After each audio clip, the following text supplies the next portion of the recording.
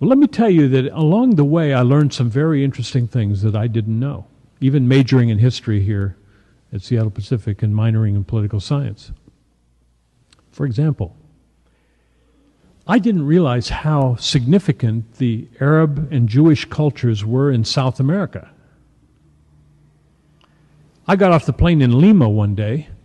My host did his doctorate in Spain on Latin culture, and I looked at downtown Lima, Peru, and said, "My goodness, Sam, it's North Africa." Architecturally, it was North African. But I was in Lima, Peru. He said, "Of course it is. It's North African." Because the people who occupied Spain for 750 years were North Africans. They were Muslims. They were called Moors. And so Spanish culture is basically African. Interesting.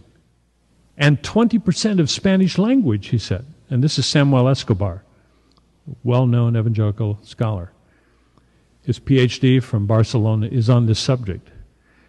20% of Arabic and 20% of Spanish language, Castilian Spanish, and 20% of Portuguese is basically Arabic. I didn't realize that. I got to Bogota, Colombia, and they said, "Oh, Bogota is the Christian city, Medellin is the Jewish city." I said, "Really?" He said, "Yes. You see, the Jews and the Muslims were being forced by Ferdinand and Isabella, remember, of Columbus fame? They were forced to leave Spain, so where did they go? Oh, they jumped on the ships that went to Mexico and other places." I remember my surprise when I went to Mexico City and my ear stopped up and I thought I was losing my hearing in one ear. They took me to a doctor in the Jewish section of Mexico City, a hearing ear specialist. I said, "Tell me about the Jews. How long have you been here?" He said, "What do you mean, how long?" 1519. Cortez was Jewish. I said, "Come on. You telling me that the conqueror of Mexico from Spain was Jewish?" He said, "Yes."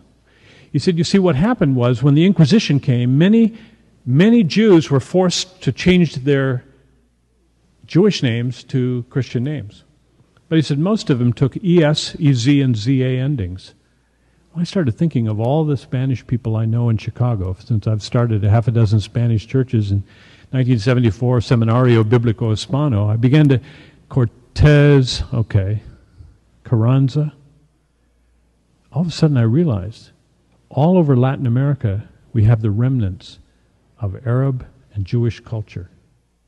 From Mexico City to Lima to Bogota to Medellin, what is thought by the people down there to be Spanish is often Arabic. I had no idea. I was surprised by the Middle East. Now, the interesting thing is, who do you suppose should be the missionaries in North Africa today? Americans? I'm on the board of Latin America Mission. Guess what we're thinking? Let's recruit Spanish people and Portuguese people to evangelize North Africa, because culturally and linguistically, they're cousins. Whole worldview shift. The relationship between the Middle East and South America.